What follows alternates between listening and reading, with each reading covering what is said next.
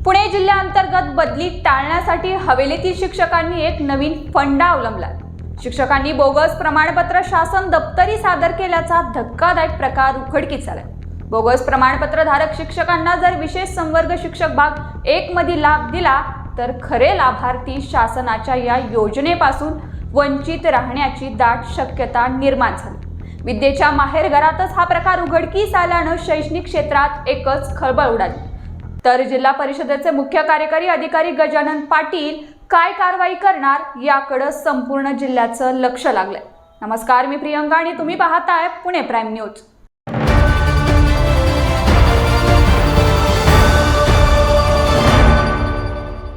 जिल्हा परिषद शिक्षकांच्या जिल्ह्याअंतर्गत बदलीच्या धोरणानुसार विशेष संवर्ग शिक्षक भाग 1 मधील शिक्षकांना बदलीतून सूट दिली जाते।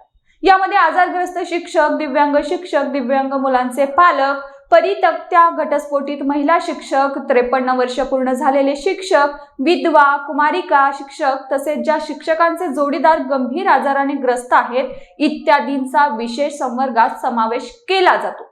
मात्र विविध आजारांची आणि दिव्यांग तत्वांची खोटी प्रमाणपत्र सादर करण्यामध्ये हवेली तालुक्यातील शिक्षक अग्रेसर असल्याचं दिसून येतं। हवेलीतील बोगस प्रमाणपत्रांची पडताळणी करण्यासाठी शासनाकडून त्रिसदस्यीय समिती नेमण्यात आली होती। यामध्ये हवेली शिक्षणाधिकारी, गट विकास अधिकारी आणि आरोग्य अधिकारी यांचा समावेश होता। या समितीने प्रत्यक्षात कागदपत्रांची पडताळणी केलेली नाही। मात्र या समितीने केलेल्या तपासणीमध्ये एकही शिक्षक दोषी आढळला नाही। त्यामुळे या प्रकरणात अधिकाऱ्यांनी संगनमत करून मोठी माया गोळा केली गेली असल्याची जोरदार चर्चा शिक्षकांमध्ये रंगली। दरम्यान आळंदी म्हातोबाच्या परिसरात एक शिक्षिका 2.5 ते 3 वर्षानंतर कामावर रुजू झाली आहे।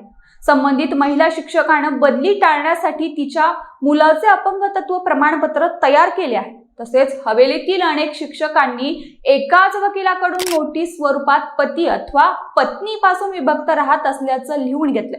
परित्यक्त असल्याचं लिहून घेतलं असलं तरी त्या पती सोबत एकत्र राहत आहेत। अनेक शिक्षकांनी अपंगत्वाचं प्रमाणपत्र घेतलं पण त्यांच्या सेवा पुस्तकावर नोंद नाही।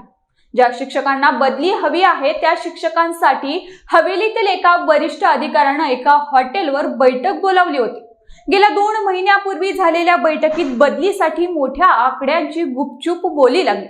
संबंधित वरिष्ठ अधिकाऱ्याने समझोता करून मोठी माया गोळा केली। त्याचबरोबर विशेष संवर्ग शिक्षक भाग 1 मधील शिक्षकांना बदलीतून सूट देण्यासाठी देखील या अधिकाऱ्यानं मोठी आर्थिक मांडवली केली आहे। त्यामुळे शिक्षण क्षेत्रातील या आकावर कारवाई कधी होणार याकडे शिक्षकांचं लक्ष लागलंय। अन्यथा न्यायालयात दाद मागणार आहोत असं काही शिक्षकांनी सांगितले।